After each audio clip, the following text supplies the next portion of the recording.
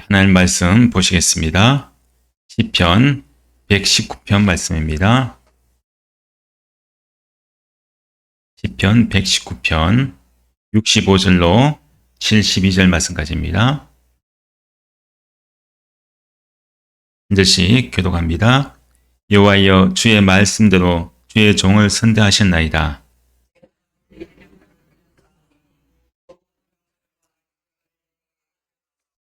고난 당하기 전에는 내가 그릇 행하였더니 이젠 주의 말씀을 지키나이다.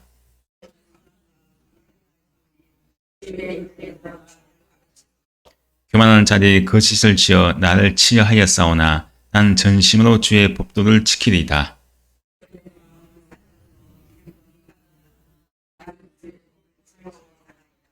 고난 당한 것이 내게 유익이라. 이로 말미암아 내가 주의 율례를 배우게 되었나이다.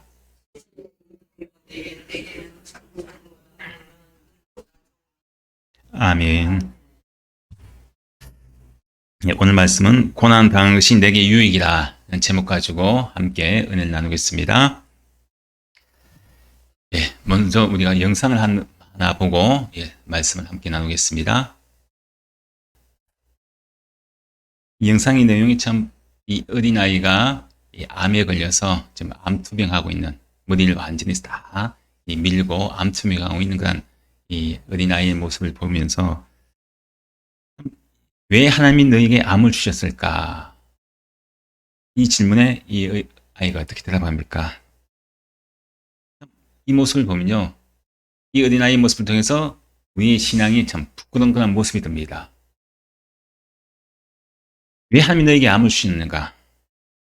이 아이가 대답하죠. 나에게 왜 하나님께서 암을 주시느냐? 그 질문에 하나님께서 나를 선택하셨기 때문이다. 그게 이제 대답합니다. 나를 선택했다. 또 묻죠. 아니, 왜 하나님이 너를 선택했을까? 그 물을 하는 말이 나는 특별한 아이이기 때문입니다. 하나님께로부터 선택받았는데 왜 선택받았느냐? 나는 바로 특별한 아이로 선택받았다. 그렇게 이제 대답합니다. 근데 또 묻죠. 아니, 근데 네가 지금 암에 걸려서 네가 그래 특별한 아이야. 하나님께 선택받아서. 근데 암 치료하는 그 과정이 너무나 힘들지 않냐? 너무나 아프지 않냐? 왜 하나님께서 너에게 그 고통을 허락하셨을까? 또 그 질문에 그것은 바로 그걸 위해서 나를 선택했다는 거죠. 그걸 위해서 나를 선택했으니까요. 묻죠. 너 하나님께 화가 나지 않니? 너에게 이렇게 암을 주었다는 것, 네가 이렇게 고통을 당하고 네가 이렇게 힘든 그런 암투병하는 것, 그것 때문에 하나님께 화가 나지 않니? 늘 선택했다는 거에 대해서 화가 나지 않니? 묻죠.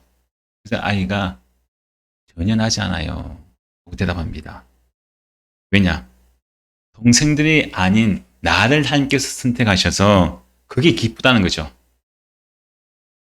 왜 기쁘냐? 내 동생들이 이 고통을 안 당하고 내가 고통을 당하니까 그게 기쁘다는 거예요. 만약에 내가 고통 안 당하면 이 내 동생이 고통을 겪을 걸 생각하니까요. 그게 자기가 선택받았고 자기가 특별한 아이이기 때문에 이것이 기쁘다는 것입니다. 참 이 어린아이가 지금 우리가 볼 때는 엄청난 이 고통, 즉 고난을 당한 건 아니겠습니까? 근데 이 아이는 자기가 암에 걸린 것이 하나님께 선택받았다. 그렇게 표현을 합니다. 그래서 자기는 이제 하나님께 선택받은 아이이기 때문에 나는 특별한 아이라는 거예요. 자기는 특별한 아이. 난 하나님께 선택을 받았다. 하나님께 선택받았다는 것이 이게 얼마나 특별한 그런 아이냐. 자기 스스로가 그렇게 이제 고백합니다. 저도 마찬가지고 우리가 고난을 당하면은 어떻습니까? 우리가 어떻게 반응합니까?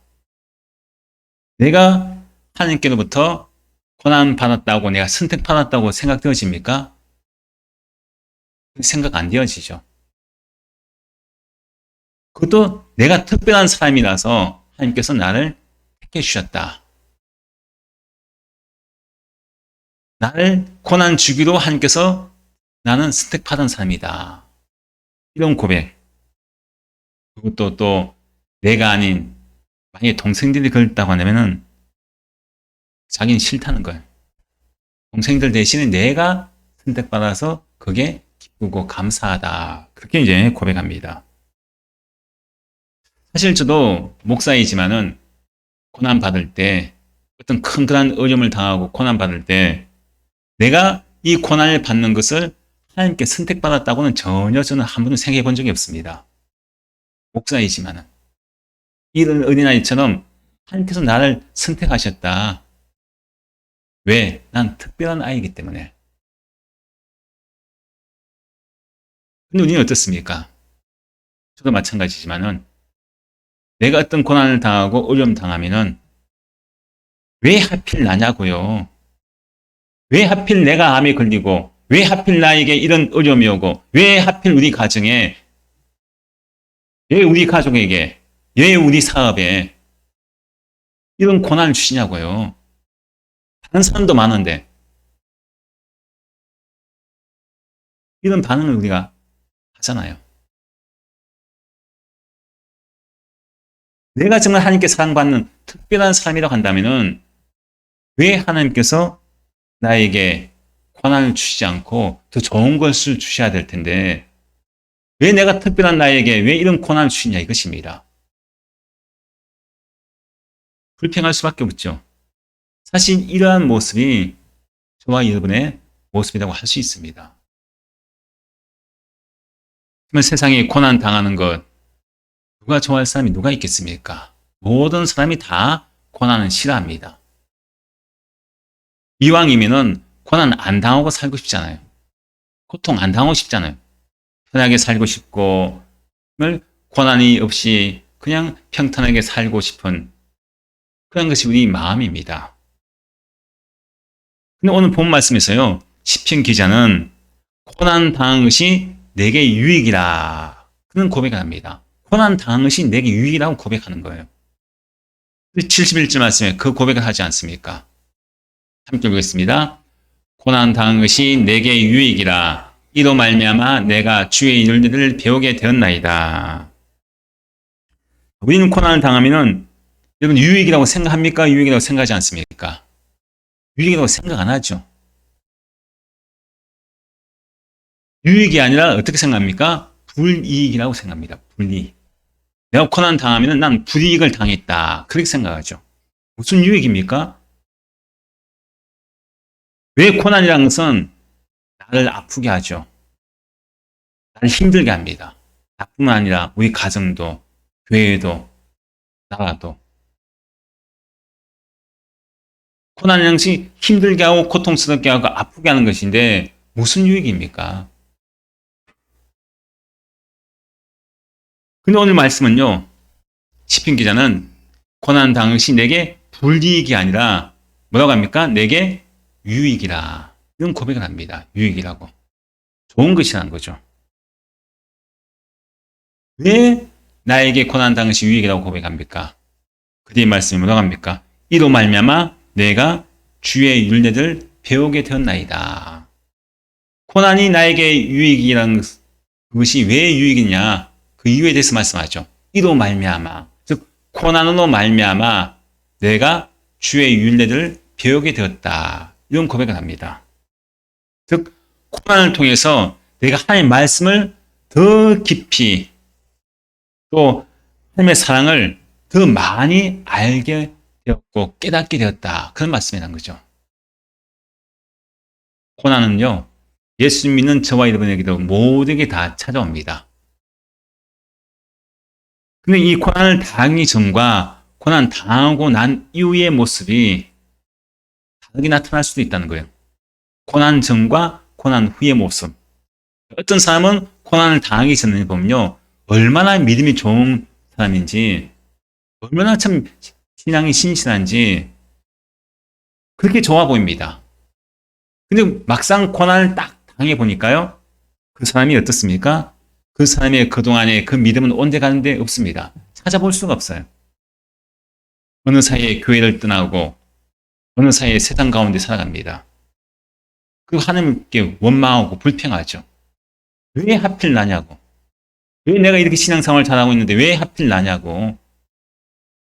특히 신앙생활 잘하는 사람, 그 사람한테 그런 고난을 주시. 왜 나한테 하필이면은 얄미운 저 사람한테 고난을 주는 것이 맞지 왜 나냐고 원망하고 불평합니다. 정말 그 사람이 믿음이 좋은 사람이었냐 싶을 정도로 한순간의 믿음이 고난 앞에서 무너지는 경우도 우리가 가끔 볼 수 있습니다. 근데 어떤 사람은 반대로 별로 믿음이 없는 것처럼 보이는데 근데 막상 고난을 당하고 난 이후의 모습 보면요. 오히려 고난 당하고 나니까요. 그 사람이 믿음이 더 견고해집니다. 더 단단해집니다. 그 하나님을 신뢰하고 그 하나님을 부여잡고 그 의지하는 오히려 그 사람에게는 고난이 유익으로 보이는 그런 사람도 있다는 것이죠. 오늘 말씀에서요. 시편 기자가 고난 당하기 전과 고난 이후의 모습 그 모습이 어떻게 달라졌는지 고백을 합니다. 그 67절 말씀에 그 말씀하잖아요. 함께 읽습니다. 고난 당하기 전에는 내가 그릇 행하였더니 이제는 주의 말씀을 지키나이다. 고난 당하기 전에도요. 우리가 말씀을 배우고 들었습니다. 신앙생활을 잘합니다. 근데 사실은 내가 말씀을 듣고 배운다고 할지라도 그 말씀대로 내가 살지는 않습니다. 열심히 신앙생활을 하고 있지만은 말씀도 내가 제대로 살지 않는 거예요. 즉, 할 말씀대로 살기보다는 내 마음대로 살아갑니다. 교회 와서 말씀을 잘 듣고 또 내가 교회 안에서 봉사도 열심히 잘하고 하지만은 막상 세상에 나가서는 하나님 말씀이 아니라 내 뜻대로 내 생각대로 내 계획대로 살아갑니다. 그렇게 행하고 있는 그런 모습이란 거죠. 고난 당하기 전은. 근데 고난을 딱 당하고 나니까 어떻습니까? 이제는 언제겠습니까? 고난 당하고 난 뒤에. 고난 당하기 전은 내 마음대로 내 뜻대로 그렇게 내가 그릇 행하며 말씀에 순종하지 못하고 살아갔는데 근데 이제는 고난을 당하고 나니까 어때요? 어떻게 변했습니까? 주의 말씀을 지키나이다. 주의 말씀을 지키나이다. 언제? 이제는 고난을 당하고 나니까요. 고난 전에는 하나님의 말씀을 지키지 않았는데 고난을 당하고 나니까 이 사람이 주의 말씀을 지키는 엄청난 유익을 얻게 됐다는 것입니다. 우리가 잘 알고 있는 누가복음 15장 말씀에 탕자의 비유가 나오죠. 탕자의 비유. 둘째 아들이 아버지가 돌아가시지 않은 데도 불구하고 아버지에게 자기 몫을 유산을 물려달라고 하잖아요. 있을 수가 없거든요. 근데 물려달라고 해가지고 아버지 재산을 물려받아서 집을 떠납니다. 먼 타국으로 가죠. 타국으로 떠나서 거기서 흥청망청 자기 마음대로 살아갑니다. 얼마나 좋았겠어요. 처음에는. 자유롭게 아버지의 품을 떠나서 아버지 집을 떠나서 먼 외국에 가서 그 받은 재산 가지고 마음껏 놀고 먹고 신나게 살아갑니다. 근데 자기 재산이 이제 떨어졌죠. 가지고 있는 재산이 떨어졌습니다. 완전히 다 이제 모든 것이 다 떨어지고 나니까요. 거지가 되었어요. 한마디로. 먹을 것이 없는 거예요. 돼지가 먹을 그 음식까지도 먹고 싶지만은 주는 사람이 없는 거예요. 그때서 이제 깨닫습니다. 아버지의 집에 가면은 이렇게 얼마나 내가 먹고 싶은 건 다 먹을 수 있고 많은 풍족하게 누릴 수 있는 것이 많았는데 내가 아버지의 집을 떠나서 이런 고생을 하는구나. 그가 그 먼 타국에 가서 고난을 당하고 나니까요. 이제서야 깨닫는 거예요. 아버지의 집에 있을 때가 참 좋았구나. 아버지와 함께 있는 것, 아버지의 품이 있는 것, 그게 참 좋았구나. 그때서야 이제 깨닫게 됩니다. 고난을 당하고 나니까 깨닫는 거예요. 그래서 이제 아버지의 집으로 돌아가려고 이제 마음을 결심을 하죠. 근데 도저히 아버지를 볼 자격이 없는 거예요. 면목이 없습니다. 그러니까 그 마음에 결심하기를 내가 죄를 지었다. 아버지 앞에 큰 죄를 지었는데 이제는 내가 아버지의 아들이 아닌 내가 어떻게 아버지 아들로 내가 일컬음을 받겠느냐. 나는 아버지 아들 될 자격이 없다. 나는 아버지의 아들이 아닌 아버지의 집에 갔을 때 아버지의 집에 있는 품꾼의 하나로 나를 불러달라고 해야 되겠다. 그럼 지금 아버지의 집에 돌아가는데 아들로 가는 것이 아니라 종의 모습으로 나 아버지 집에 가서 일을 해서라도 나 먹고 살아야 되겠다. 품꾼으로 쓰달라고 하는 그런 마음을 가지고 아버지 집에 찾아가죠. 막상 아버지 집에 찾아가니까 아버지가 어떻습니까? 아버지는 항상 기다리고 있었죠. 그 아들이 돌아오기를. 먼 발치에서 자기 아들이 돌아옵니다. 아버지가 막 뛰어오죠. 뛰어옵니다. 몽둥이를 가지고 뛰어왔을까요? 이놈의 자식 어디? 네가 여기가 어디라고 찾아와. 나갈 때는 네 마음대로 나갔지만 들어올 때는 네 마음대로 못 들어온다. 쫓아냈습니까? 아니죠. 껴안잖아요. 껴안습니다. 입을 맞춥니다. 그리고 좋은 옷을 입히죠. 그리고 가락지를 끼워줍니다. 넌 내 아들이라는 거예요. 그 살찐 송아지를 잡아서 큰 잔치를 베풀어 줍니다. 이 모습을 통해서 정말 이 둘째 아들이 고난 당하기 전과 고난 당하고 난 이후의 모습이 완전히 다르죠. 사람은 변한 게 없어요. 사람은 변한 게 없는데 뭐가 변했습니까? 그렇죠. 고난 당하기 전과 고난 이후의 모습이 그 아들의 모습이 완전히 변화되었습니다. 그 아들이 어떤 유익을 얻었습니까? 내가 물질을 가지고 내 마음대로 생활하고 내가 원하고 바라했던 그 모든 걸 다 해봤지만은 그게 자기에게는 만족을 주는 것이 아니었죠. 아버지의 집에 있다는 것 자체가 그게 자기는 엄청난 유익인 걸 깨닫게 되는 거예요. 아버지의 품이 좋았구나. 아버지의 집이 좋았구나.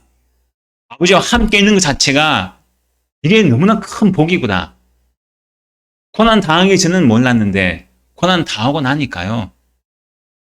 이제는 그가 깨닫고 돌아와서 아버지의 품에 안기는 엄청난 그 유익을 얻었다는 것입니다. 우리가 또 구약에 보면은 이 고난의 대명사로 불리는 욥이 있죠. 욥이 어떻습니까? 욥이 엄청난 그런 고난을 많이 받죠. 자기 자녀들 다 죽었어요. 자기 자녀들 다 죽었죠. 가축들도 다 죽었습니다. 엄청 큰 부자였는데 자기 재산 다 잃었죠. 자기 자녀들 다 잃었습니다. 또 심지어 병에 걸렸죠. 아무것도 없어요. 몸뚱아리밖에 없습니다. 그것도 병든 몸뚱아리. 근데 우리가 보면은 욥이 어떤 사람이었습니까? 고난 당하기 전에는 욥은 참 정직한 사람이었죠. 의인이었습니다. 그 많은 물질을 많은 사람에게 나눠주는 그런 선한 사람이었습니다. 하나님께 대한 또 열심도 있었던 사람입니다. 근데 그러한 이 욥이요, 사실은 또 인격적으로는 하나님을 만나지 못했던 거예요. 우리가 신앙생활을 하고 있지만은 실제로 하나님과 나와의 인격적인 만남이 없었던 거예요. 그 지식적인 그런 믿음, 지식적으로는 하나님을 알고 신앙생활을 했던 그런 모습이 욥의 모습입니다. 우리가 여러분들 점쟁이 있죠? 점쟁이도 이제 보니까요, 세 종류로 나눈다고요. 세 종류. 첫 번째는 무엇인가 하면은 점치는 거 있죠. 점치는 것. 이걸 배워서 점쟁이 되는 사람이 있고, 또 두 번째 사람은 어떤 사람이냐? 부모가 점쟁이라서 그것을 그냥 그대로 어떤 가업이죠. 점쟁이 그 가업을 물려받아서 그 자녀가 점쟁이 되는 그런 사람이 있고, 또 세 번째는 귀신이 내려서 점쟁이 되는 사람이 있어요. 그럼 진짜 점쟁이는 어떤 사람일까요? 그렇죠. 귀신을 받아서 점쟁이 된 사람이 진짜 점쟁이거든요.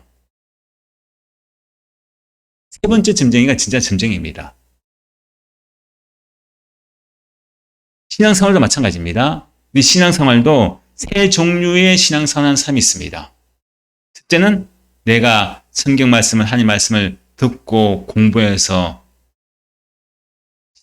신앙인이 되는 사람이 있어요. 또 두 번째는 모태신앙. 부모님이 신앙생활을 하니까 나도 자연적으로 신앙생활하는 사람이 있습니다. 그리고 또 세 번째 부류는 내가 예수님 믿어서 성령을 받아서 신앙생활하는 사람이 있어요. 그러면은 세 종류의 신앙생활하는 사람 중에 진짜 신앙생활하는 사람 누구겠습니까? 세 번째겠죠. 왜 그래요? 첫 번째는 그냥 내가 하나님의 말씀을 성경 공부해서 믿는 어떻게 배운 사람이고 신앙생활하는 사람이고, 두 번째는 부모님이 그냥 신앙생활하니까 나도 자연스럽게 그냥 신앙생활하는 사람. 세 번째는요, 하나님의 영, 성령을 받아서 신앙생활하는 사람. 그게 진짜 신앙생활하는 사람이라는 거죠. 세 번째가. 여러분 어떤 사람입니까? 여러분 내가 성경을 배워서 신앙생활하는 사람입니까? 아니면 부모님이 신앙생활을 했기 때문에 내가 신앙생활하는 사람입니까? 아니면은 정말 내가 하나님을 인격적으로 만나서 성령을 받아서 신앙생활하는 사람입니까? 세 번째가 하나님을 진짜 온전하게 잘 믿는 신앙생활하는 사람이라고 할 수 있습니다. 욥이요, 고난 당하기 전에는 그의 행위가 얼마나 좀 고귀합니까? 신앙생활을 우리가 앞에 신앙생활을 놓고 보면요, 첫 번째와 두 번째 신앙생활을 하는 그런 욥의 모습입니다. 욥의 신앙생활은 머리로 알고 있어요. 또 자기의 그런 이 신앙생활에 그런 모든 그런 이 부모로부터 물려받은 신앙생활을 할 수도 있는 거예요. 근데 사실은 하나님을 욥은요, 인격적으로 만나지 못하고 있는 그런 신앙생활을 했다는 거예요. 나중에 이 욥기 마지막 말씀에요, 욥이 뭐라고 고백하느냐? 욥기 42장 5절 말씀에 욥이 이런 고백을 합니다. 함께 읽습니다. 내가 주께 대하여 귀로 듣기만 하였사오나 이제는 눈으로 주를 배움나이다. 내가 그동안의 신앙생활을 했던 것은 귀로 듣기만 했던, 하나님을 인격적으로 만나지 못했던 그런 신앙생활을 했다는 거예요. 근데 이제는 뭡니까? 이제는이라는 것은 언제를 이야기합니까? 고난 당하고 난 이후에 내가 고난을 받고 나니까 뭐라고 고백합니까? 눈으로 주를 배움나이다. 인격적으로 내가 하나님을 만났다. 그런 고백을 하는 거예요. 그동안의 욥은요, 자기 의로 살아갔던 사람입니다. 자기 의로움. 그냥 자기의 의로움으로 가득 찬 사람이라서 누군가가 어떤 자기에게 이야기하면요, 그 상대방의 말을 듣지는 않습니다. 왜? 자기의 의가 충만한 사람이에요. 근데 그런 이 자기의 의가 충만한 사람에게 하나님이 나타나신 거죠. 고난을 통해서 욥을 만나주십니다. 그동안 욥은 교만했던 거예요. 자기의 의로서. 그런 교만한 욥을 만나주시니까요, 그 고난을 통해서 욥이 바로 이런 고백을 하는 거죠. 내가 하나님, 내가 머리로만 지식으로만 알고 있는 하나님을 이 고난을 통해서 내가 진짜 하나님 만났습니다. 내가 성경 공부를 해서 하나님을 만난 것도 아니고, 또 내가 내 부모님 모태신앙에서 하나님을 알게 된 것이 아니라 진짜 내가 하나님의 영, 성령을 받아서 하나님과 나와의 관계 속에서 내가 하나님을 깊이 만나서, 인격적으로 만나서 이제서야 하나님을 알게 되었습니다. 그런 고백을 합니다. 고난 당한 것이 내게 유익이라. 시편 기자의 말씀과 같이, 그 고백과 같이 욥이 지금 그런 고백을 하고 있는 것입니다. 그럼 이 고난이 좋은가요? 안 좋은가요? 예? 좋아요? 그럼 계속 고난 속에 살면 좋겠네요? 근데 이 고난 주시는 하나님은 어떤 하나님이시냐? 이 고난을 주시는 하나님이. 고난 당합니다. 그럼 그 하나님은 어떤 하나님이냐? 65절 말씀부터 그 말씀하지 않습니까? 65절부터 우리가 이 말씀을 하고 있는데, 함께 읽겠습니다. 여호와여, 주의 말씀대로 주의 종을 선대하셨나이다. 내가 주의 계명들을 믿었사오니 좋은 명철과 지식을 가르치소서. 주는 선하사 선을 행하시오니 주의 율례대로 나를 가르치소서. 하나님은 어떤 하나님이시냐? 하나님은 선한 하나님이시라는 거죠. 나를 선대하시는 하나님. 내가 고난 받을 때 우리는 하나님을 어떻게 생각합니까? 하나님은 나쁜 하나님이야. 나에게 고통 주시니까, 고난 주시니까. 아니, 하나님께서는 나를 사랑하면 고난이 아니라 복을 줘야지. 무슨 나에게 이런 고난을 줘? 하나님 나쁜 하나님이라고 생각하죠. 사랑의 하나님이라면 나한테 좋은 것을 주셔야지. 왜 이런 고난을 주셔? 그렇게 생각할 수 있습니다. 근데 하나님은요, 선하신 하나님이다. 선대하신 하나님이다. 그렇게 말씀하죠. 왜 그러냐? 그 고난을 통해서 나에게 가르치시는 걸. 이거 가르치셔서 라고 두 번씩이나 강조하지 않습니까? 가르치셔서. 뭘? 고난을 통해서 나에게 유익을 주시는 것을 가르쳐 주시는 분이라는 거죠. 야, 내가 너에게 고난을 주는 거, 너 너에게 나쁜 건 아니야. 너에게 불이익을 주려고 내가 힘들게 하는 게 아니야. 내가 고난을 통해서 내가 너에게 유익을 주기 위해서 내가 이런 고난을 너에게 주는 거야. 하나님은 나를 선대하시는 하나님, 선하신 하나님, 그것을 알게 하시는 하나님, 고난이 유익이라는 것을 알게 하시는, 가르치시는 그런 하나님이심을 말씀합니다. 저도 사실 이 교회를 개척할 때 개척이라는 꿈에도 생각하지 못했습니다. 아무나 하는 것이 아니라고 생각해요. 감히 내가 무슨 저는 개척이라는 개자 자체도요, 저는 머릿속에 생각을 하지 않았어요. 그런 개척하기 전에 하나님께 나에게 엄청난 그런 고난을 주셨죠. 근데 그 고난을 통해서 고난 받을 때는 제가 이 고난이 왜 나에게 주는지는 알지 못했습니다. 고난 당하기 전에는. 근데 고난 이후의 모습이 이제는 어떻습니까? 하나님이 개척을 위해서 나에게 이런 고난을 주셨구나. 이 고난이 나를 그 고난 받는 그 과정 속에서 개척을 함으로 말미암아 그 모든 개척하는 과정 속에서 여러 가지 많은 어려움이 있고 많은 시련이 있고 여러 가지 많은 그런 이 일들이 닥칠 때, 문제가 닥칠 때 이것을 잘 견디고 이겨나갈 수 있는 그런 믿음, 그런 신앙, 그것을 나에게 주시기 위해서 이런 고난을 견디게 하셨구나. 지나고 나니까요. 오늘 시편 기자가 하는 고백처럼 고난 당한 것이 내게 유익이라. 이런 고백이 나옵니다. 고난 당할 때는 잘 몰라요. 원망할 수밖에 없죠. 왜 하필 나냐고. 그런데 하나님은 아까 이 영상에 나와 있던 그 어린아이처럼 하나님이 나를 선택했다고 하잖아요. 이 고난 주시고 나를 선택했잖아요. 왜? 나는 특별한 아이니까. 저도 마찬가지고 여러분은 마찬가지입니다. 하나님께서 여러분에게 고난을 주신 것은 여러분을 선택을 하신 거예요. 저는 이 영상을 보면요. 이 영상 하나면은 설교할 것도 없겠다 싶은 마음이 들었습니다. 왜? 고난 당할 때 왜 나냐고, 왜 하필 나냐고. 그것이 아니죠. 이 어린아이는 하나님이 나를 선택했다는 고난 나에게 나를 주기로 야, 내가 너에게 고난을 줄게. 내가 너를 선택했어. 무엇입니까? 선택받았다는 것 자체가 감사하다는 거죠. 우리는 고난 받으면 하나님께서 나를 미워하셔서 나에게 고난 주신다. 그렇게 생각하는데 이 아이는 어떻습니까? 선택받은 아이라고 하나님께 나에게 유익을 주기로 나를 선택한 아이라고 특별한 아이라고 그 고백하잖아요. 이 고백을 보면요. 저도 참 부끄러워요. 과연 나는 고난 받을 때 하나님께서 나를 선택하셨다고 이런 고백을 할 수 있을까? 난 특별한 사람이라고 나에게 고난 주시기로 선택했다고 하는 특별한 사람이라고 나는 이런 고백을 할 수 있을까?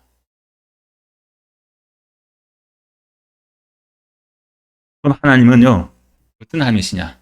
나를 선대하신 하나님입니다. 나에게 절대 불이익을 주려고 나에게 고난 주신 분이 아니라는 거죠. 나에게 유익을 주기 위해서 나에게 고난을 주신다는 것입니다. 이게 바로 믿음이라는 거죠. 우리가 고난 받을 때, 고난을 당할 때, 하나님 왜 나에게 이런 불이익을 주십니까? 그것이 아니라 하나님 나에게 고난을 주시는군요.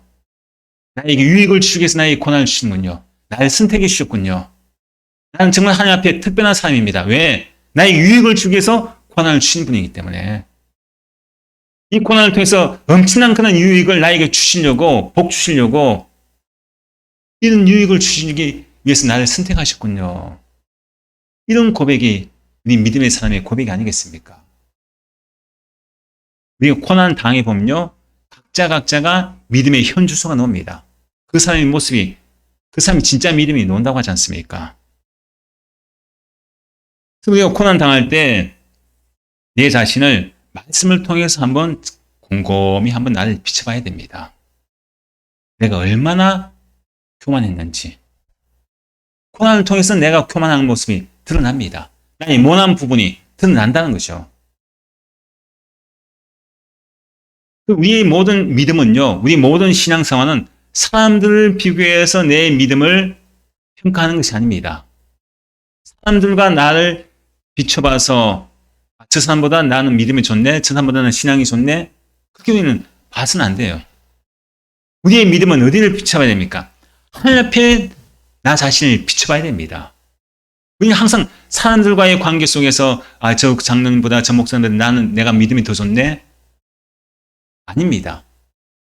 우리가 정말 비춰봐야 될 내 자신의 진짜 믿음은요, 하나님 앞에 나를 비춰봐야 됩니다. 그럼 내가 교만한 사람인지, 사람들 앞에서는 겸손한 사람이라고 믿음이 좋은 사람이라고 내가 그런 칭찬을 들을지 몰라도 하나님 앞에 내가 섰을 때 과연 믿음이 좋은 사람인지 겸손한 사람인지 하나님 앞에 나 자신을 비춰보는 것, 그게 진짜 믿음입니다. 고난당할 때 오늘 말씀에 시편 기자가 고난당한 것이 내게 유익이라고 고백합니다. 좋은 것이라고 하죠. 근데 그 유익이 어떤 유익입니까? 우리가 유익하면요, 예를 들면은 물질의 유익도 있어요. 물질의 유익. 고난을 통해서 눈에 보이는 복을 받는 사람도 있습니다. 고난을 통해서. 예를 들면 구약에 한번 보세요. 요셉 보십시오. 요셉. 형들에게 팔렸죠. 팔려가서 애굽으로 팔려갔습니다. 엄청난 고난을 당하죠. 근데 그 고난을 통해서 요셉이 나중에 결과적으로 어떻게 됩니까? 애굽의 총리가 되지 않습니까? 부유한 그런 삶을 누립니다. 고난이 그에게 유익이 되었죠. 욥도 마찬가지죠. 앞에 말씀드린 욥도. 그 고난을 통해서 엄청난 고난을 당했지만은 모든 재산을 잃고 자녀를 잃고 육신의 질병까지 온 그런 고난을 당했지만은 나중에 마지막에 하나님께서 어떻게 복을 주십니까? 예전 소유보다 갑절의 복을 주셨죠. 갑절의 복을 주셨습니다. 이렇게 물질의 유익을 받는 사람도 있어요. 고난을 통해서. 하지만요, 눈에 보이지 않는 유익이 더 중요합니다. 사실은. 눈에 보이지 않는 유익이. 그럼 우리는 자꾸 눈에 보이는 유익을 원하잖아요. 세상적인 그런 이 물질의 복, 건강의 복, 이런 유익을 우리가 많이 바랍니다. 근데 사실은 우리에게 진정한 유익은 무엇이냐? 눈에 보이지 않는 유익이 더 중요합니다. 우리가 신약에 와서 보면요, 사도 바울 같은 사람, 베드로 같은 사람, 또 다른 많은 그런 믿음의 선진을 보십시오. 그들이 복음을 전합니다. 복음을 전할 때 엄청난 핍박을 당하죠. 고난받습니다. 감옥에 들어가기도 하고 매를 맞기도 하고 또 돌에 맞아 죽기도 합니다. 이런 엄청난 그런 고난을 통해서 그들이 고난을 당하지 않습니까? 근데 그 고난을 당해서 그들이 포기합니까? 포기하지 않죠. 오히려 더 담대하게 복음을 외칩니다. 자기 생명을 넣어놓고 복음을 외칩니다. 그들의 모습 속에서는 고난 당할 때 그들의 유익이 무엇입니까? 돌에 맞아도 감옥에 갇혀도 목배임을 당해도 그런 순간까지 그들이 어떤 유익이 있습니까? 예수님을 더 깊이 사랑하는, 그 예수님을 더 사랑하고 예수님을 더 증거하는 그런 유익이 그들에게 주어졌다는 것이죠. 우리는 모두가 고난이 나에게 유익이라는 것, 우리는 이런 고백을 하기 쉽지 않습니다. 불이익인데 왜 유익이냐?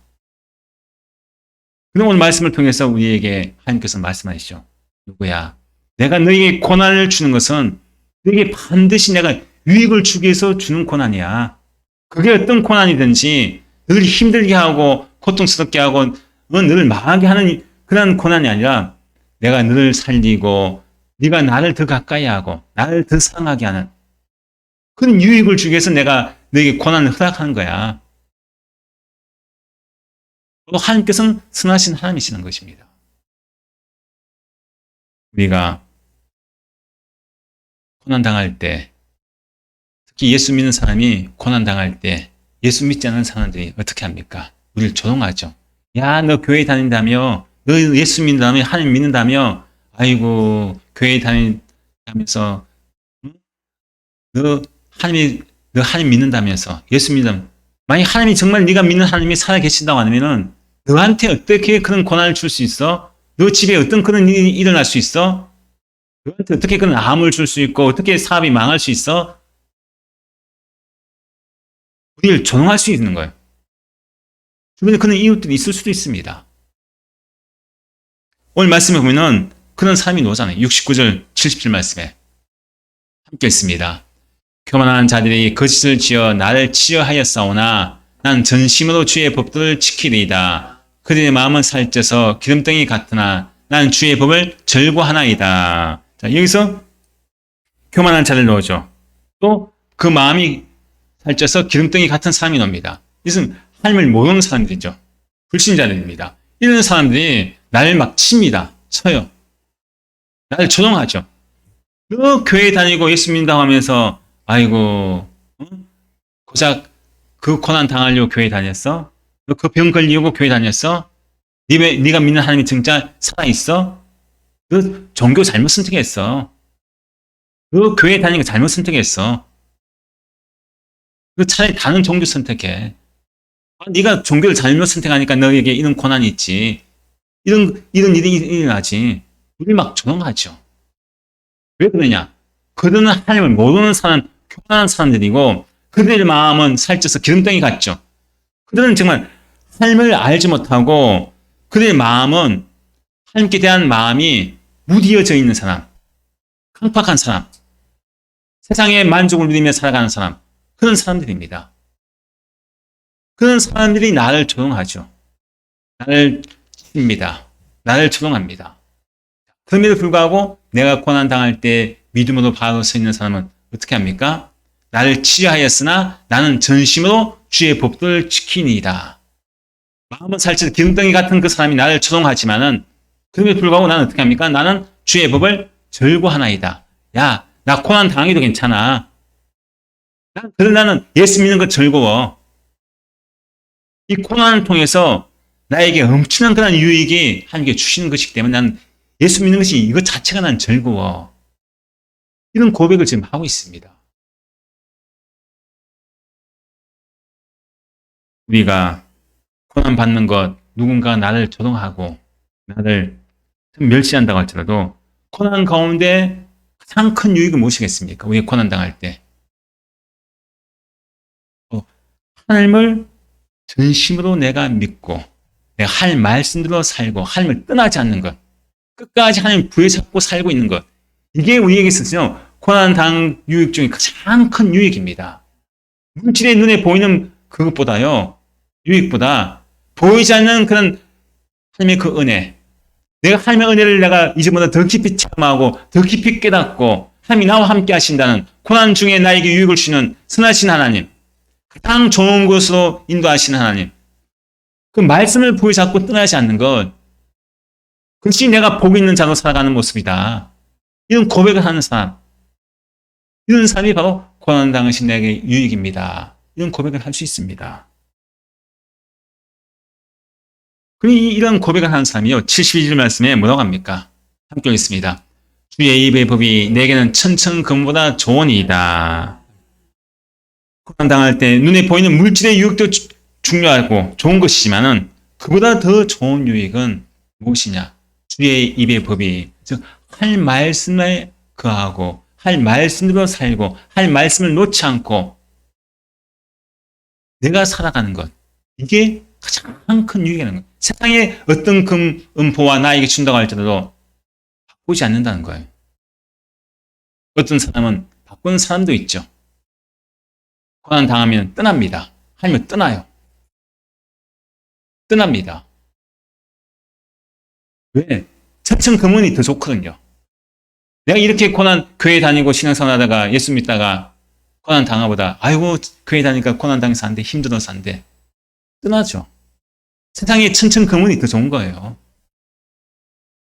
근데 오늘 이 말씀에 시편 기자는 뭐라고 합니까? 주의 입의 법이 내게는 천천금은, 세상에 어떤 것보다도 하나님 말씀 안에 내가 살아간다는 거, 하나님 믿고 하나님 백성으로 살아간다는 거, 이게 가장 좋다는 것을 고백합니다. 왜 그렇습니까? 주의 입의 법이, 즉 하나님 말씀이죠. 하나님 말씀이 왜 세상의 천천금보다 더 좋다고 고백합니까? 여러분, 세상의 금은 보화가 여러분들 생명을 줍니까? 아니죠. 영원한 그런 행복을 줍니까? 아닙니다. 하나님 말씀이 우리에게 뭘 줍니까? 영원한 생명을 주지 않습니까? 하나님 말씀이 우리에게 하나님의 자녀가 되는 복, 하나님의 백성이 되는 복, 천국을 소유할 수 있는, 영생할 수 있는 그런 복이 바로 주의 법에 있기 때문에 나는 아무리 세상이 좋다고 할지라도 고난 당할 때 나는 절대 하나님을 떠나지 않아. 고난 당하면서 내가 더 주의 법을 더 사랑하고 주의 법 안에서 내가 사는 모습, 이것이 가장 큰 유익이야. 이 고백이 시편 기자의 고백이자 저 여러분의 고백이 되어야 한다는 것입니다. 우리가 앞에 이 영상의 어린아이처럼 고난 당할 때 저도 참 이런 고백을 이제 하기로 먹었습니다. 하나님, 내가 고난 당할 때 하나님 나를 선택해 주셨네요. 난 하나님께 정말 난 특별한 나는 사람이네요. 특별한 사람이네요. 고난을 당할 때 나에게 유익을 주시기 위해서 나를 선택해 주셨네요. 이런 고백, 이것이 얼마나 감사합니까? 여러분들 고난 당할 때 하나님 왜 하필 납니까가 아니라 뭡니까? 하나님 날 선택해 주셨습니다. 고난 주시기로 날 선택해 주시네요. 나는 정말 하나님께 특별한 사람을 날 선택받았네요. 왜? 고난을 통해서 나에게 유익을 주시기 위해서 날 선택해 주셨네요. 이런 고백, 이런 고백을 해야 되지 않겠습니까? 여러분 고난 받을 때 나는 하나님께 버림받은 사람이다. 나는 하나님께 미워한 사람이다. 아닙니다. 뭡니까? 하나님께 나는 선택해 주신 특별한 사람이다. 특별한 사람이다. 이런 고백이 되어지면요. 그 고난이 올 때요. 즐거워집니다. 야, 내가 하나님께 선택받았구나. 내가 하나님께 나에게 유익을 주시기 위해서 나를 선택해 주셨구나. 난 특별한 사람이구나. 고난 중에 즐거워할 수가 있는 것이죠. 감사할 수가 있는 것입니다. 이 아이의 얼굴을 보시지 않았습니까? 얼굴에 그 웃음기가 가득하면서 기쁘다고 하잖아요. 그냥 특별한 아이라고 선택받았다고 기쁘다고 하잖아요. 지금 우리가 사순절 기간을 지금 보내고 있습니다. 나를 위해서 고난당하신 그 예수님의 고난에 과연 나는 그 고난에 동참하고 있습니까? 혹시나 오늘 말씀에 있는 내 마음이 살쪄서 기름덩이 같은 그런 마음 가지고 있어서 고난 중간 보내면서 이 고난 중간이 전혀 나에게는 상관없는 내 마음, 내 신앙하고는 관계없는 마음이 무디어진 상태에 교만한 마음을 가지고 우리가 사순절 보내고 있지는 않습니까? 예수님께서 왜 고난 당하셨습니까? 십자가를 주셨습니까? 그 고난을 통해서 나에게 뭘 주십니까? 유익을 주시기 위해서 고난 당하셨죠. 왜 십자가에서 고통 당하시고 왜 죽으시느냐? 나에게 영생의 유익을 주시기 위해서 고통을 당하시고 죽으신 것입니다. 나에게 생명을 주시기 위해서, 하나님의 자녀가 되게 하기 위한 유익을 주시기 위해서, 천국 백성이 되게 한 유익을 주기 위해서 그 고난을 당하신 것이죠. 그 고난으로 말미암아 저와 여러분이 말로 형용할 수 있는 유익을 통해서 이 시간 우리가 앉아서 예배 드리고 있지 않습니까? 나의 유익을 위해서 온갖 고난을 당하신 그 주님의 고난에 내가 함께 동참해야지만이 이 사순절이 나에게 유익이 되는 그런 사순절이 되는 것입니다. 저희들 모두가 고난 당한 것이 불이익이 아니라 내게 유익이라는 이 고백을 할 수 있는 시편 기자의 고백이 바로 저희 여러분의 고백이 되시길 주님을 축원드립니다. 함께 기도하실 때 하나님, 고난 당한 것이 항상 나는 불이익이라고 생각했는데 하나님, 그 불이익을 당했을 때 내 마음에는 항상 원망하는 마음을 가지고 있고 불평하는 마음을 가지고 있습니다. 불이익이라고 생각했던 그 모든 원망하고 불평했던 죄를 이 시간 하나님 용서해달라고 기도하시고, 두 번째로 예수님의 고난을 통해서 나에게 구원의 유익 주심을 감사하게 여기서 기도하시고, 마지막 세 번째로 층층 금원보다 더 귀한 생명의 말씀을 전하는 사순절 되게 하옵소서. 함께 결단히 기도하시겠습니다. 아버지 하나님, 말씀을 통해서 고난 당하는 신에게 유익이라는 말씀 주셨습니다. 아버지 하나님, 우리가 세상 살아갈 때 누구나 당할 것이 아버지 다 고난을 당합니다. 특별히 믿음의 삶으로 고난을 당합니다. 아버지 하나님, 하지만 우리가 고난 당할 때 아버지 고난 당할 신에게 유익이라는 걸어가는 그런 것이 얼마나 많이 나타납니까? 아버지 고난 당할 때 우리의 마음과 우리의 생각은 항상 하나님께서 불이익을 주신다고 생각하며 하나님께 원망하고 불평을 하고 많이 했습니다. 불평하고 모든 것을 그래서 앞에 놓고 회개하니 용서하여 주셨고서 아버지 하나님, 예수께서 저희의 극적인 그 고난을 통해서 우리에게 엄청난 유익을 주셨습니다. 예수의 그 고난이 있었기에 우리에게는 영원한 생명이 있었고 영원한 하나님의 백성이 되고 영원한 하나님의 자녀가 된 놀라운 유익을 얻게 되었습니다. 날마다 예수의 고난을 통해서 주신 유익을 우리가 기억하고 우리가 그것을 또 상고하면서 날마다 그에 감사해주는 우리 모두가 되게 인도하여 주셔서 하나님, 우리가 살아갈 때 천천금이 얼마나 귀합니까? 하지만 천천금보다 더 귀한 생명의 말씀, 영생의 말씀을 우리가 이번 살수기간에 많은 사람에게 증거하게 하시고 복음의 증거로 살아주시고 인도하셔서 그 많은 사람들이 고난 당할 때 아버지 유익이라고 공경하는 복된 믿음의 삶을 살고 있는 우리의 삶이 되어지도록 우리에게 복음의 증거의 삶을 살도록 인도하여 주시옵소서.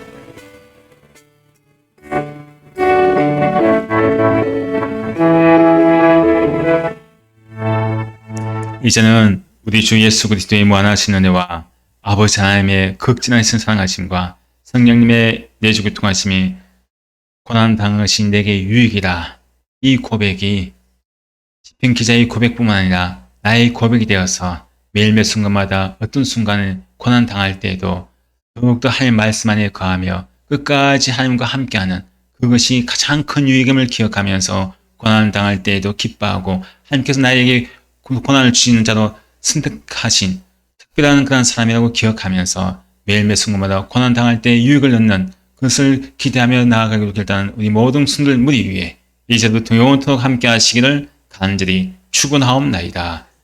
아멘.